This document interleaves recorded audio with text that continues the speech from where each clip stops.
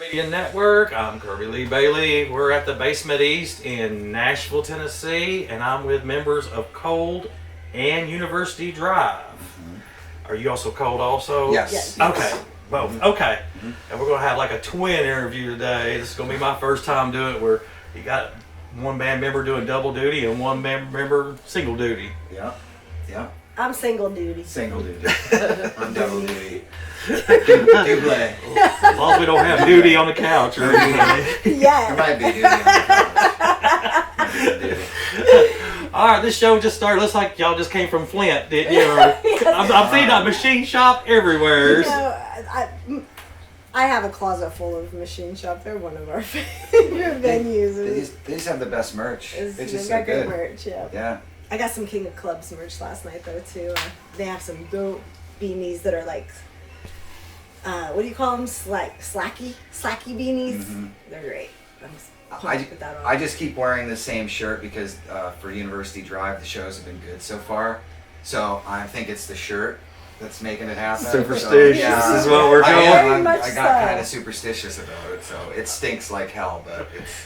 Oh, I do the same thing. I get the whole superstitious thing. If it's working for you, don't change it. Change it. So we're 3 dates into the tour right now. How is this tour going so far? Great. So far, so good. I mean, every show's been sold out, and the Cold Army is amazing, and they're always showing up, and that's really what makes it so special. I mean, this is my first time seeing Cold since it's been a while for Cold. I saw it Blue Ridge is where it was the last time I saw Cold. Oh, so that was 2019. It's been a while. Yeah, that was a while ago. Matter of fact, it was like some kind of one-off show, like y'all were getting back together. We had just, it was our first tour back since in years and years and years. That was prior to my involvement. Mm-hmm. Yeah, that was just when I was still University Drive was just opening shows for Cold at the time. So y'all been working together a while now. Yeah, we met in 2019. Actually, Ed was in the video for Without You. Yeah. One of their first single from The Things We Can't Stop. He was in the. I got a blindfold on. In the pew because we did it at a church. So yeah, and who knew? Yeah, who would have thought? Who knew years later that this was going to be happening? It's all my plan. I said it all the time. And like I said, both bands they're different music altogether. Like, like Cold is new metal, and you guys are more of a kind of a punk rock kind of. Is Cold really new metal though? I see. That's the funny. It's like debatable. I kind of put you in like with like your Rain City Drives, Days of I've drawn a blank. Days of remember okay, I'll get off that one for a second. Rain City Drive, Sleep Theory. Okay. There was a band we saw here not too long ago. Who was it? And they're very similar to them. We just saw them a couple of weeks ago here. You want me to read your mind? You were here at the show there. She can't remember who it was either. Nope. But Days of Remember. Okay, remember. Yeah. I get that. I mean, we're University Drive is just we're just like an alternative rock indie. We have a bunch of different influences, so it kind of like snowballs into a weird middle sector there. But we're kind of like, the way I always see it is, it's like Foo Fighters, Jimmy Eat World, Nirvana, all kind of smashed together, with like chaos. Like I said, chaos works. Yeah. Like I said, I'm digging the sound of your. Oh, thank you. I'm always going to be on the Cold Of side course. because, Yeah. like I said, Cold's been around. Yeah. I mean, I was around in the '90s, listening to the Yeah. alternative scene. I mean, not the alternative new metal. Yeah. And Well, interestingly enough, how University Drive even came into our world is Scooter. When we knew that we were going to start rehearsing in Pennsylvania. Because we were working with people in Pennsylvania, and that's where we rehearse and everything now. So he was kind of like, it was a random, wasn't it Spotify? Something Instagram. Or Instagram. He ran across the post and started listening to their album. They just released this album called Clear. It's a beautiful record, and Scooter sent it to me. And I'm gonna get a little emotional here. I remember I was sitting in Fallbrook outside at my pool that I was like living at this house with a pool. And I listened to this song called Release Me. the first song, and I just immediately started crying. And he was like, "What do you think about bringing this band out?" And I'm like, "Hell yes, like hard yes." And that's what started it. It was just a random like, here it is. I'm like, this is amazing, and it's so Scooter was like, "Let's go." He brought him out with us and kind of took him under his wing. Said Scooter Ward makes dreams come true. That's what I said. For real, you know. Yes, he does. Really crazy. I mean, how's it like pulling double duty? I mean, honestly, it's really fun. Right now, it's really fun. I'm not acting like I'm not tired. I'm definitely a little tired, but as long as I'm sleeping, you know, that's the key. I just can't really do anything crazy. I just gotta get done and eat some food and hang out for a minute and go to bed. Sleep. Yeah. We're all sleeping a lot. Yeah, but it's great. I'm always eternally grateful that I get to do this in any format whatsoever. So double duty, triple duty, one show, three show, whatever. I'm just grateful I get to do it. So I mean, one of the cool things, like with y'all's guys, like coming to the basement, coming to the smaller venues, is like those venues are going to be the ones going to be selling more. Because like you go to the arenas now, they're getting so pricey now compared to the way it was. We were talking about the other day, I bought 3 different arena shows. If you put our tickets all together, it was like $1,200 for 3 shows. Yeah. I'm like, whoa, It's aggressive. I mean, I'm still gonna do it. I'm gonna be at the shows regardless. We were talking about it the other day that we went to 52 concerts last year. Yeah. I mean, we travel a lot too. We love going to concerts. That's one of our biggest things, and getting to see Cold tonight. This will be my first time seeing Cold on this show.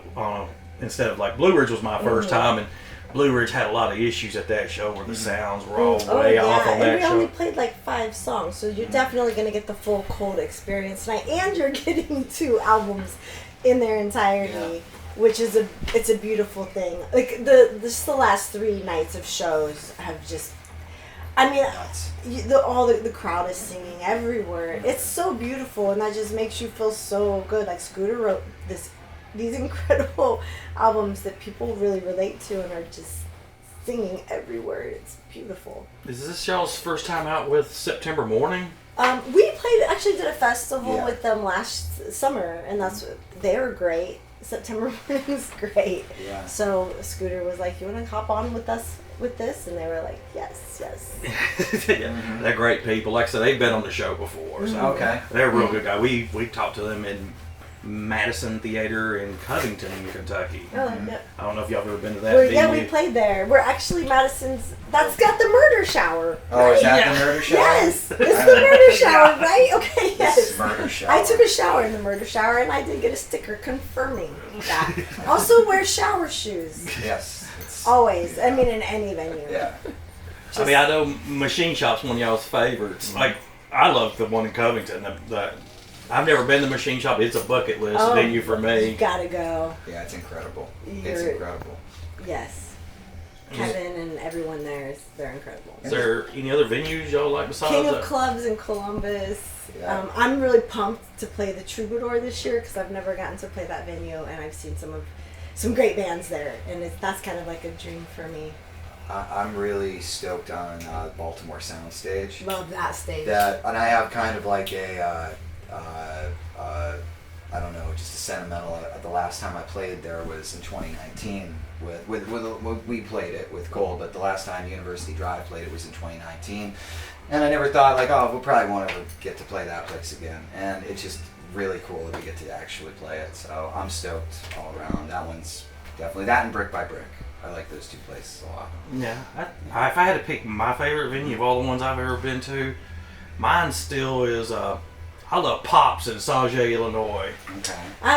We've never been there. Yeah. You have never been to Pops? I don't think so. Sounds cool. I like the name. Want to go to Pops? You won't remember there's a strip joint right next to it. Oh, fun. It's a rough part of Lower St. Louis, but it's one of the more cooler. I remember one time I took off to that venue. I flew to it, and all I packed I had a plastic bag with a toothbrush, stick of deodorant, and a hairbrush. That's all I had with me because I said, they said, "What are you going to wear back?" I said, "Whatever they sell at the merch stands, what I'm wearing the next day." That's about as much as I packed for this tour. what you just said. It's the way to do it. When you on the tour, it's almost like being a gypsy, just going from place to place. It really is. It really is. I mean, some of the artists have shown me some of the tricks of the trade, like how to get a shower. Mm-hmm. And they told me the best thing to do is get your gym membership.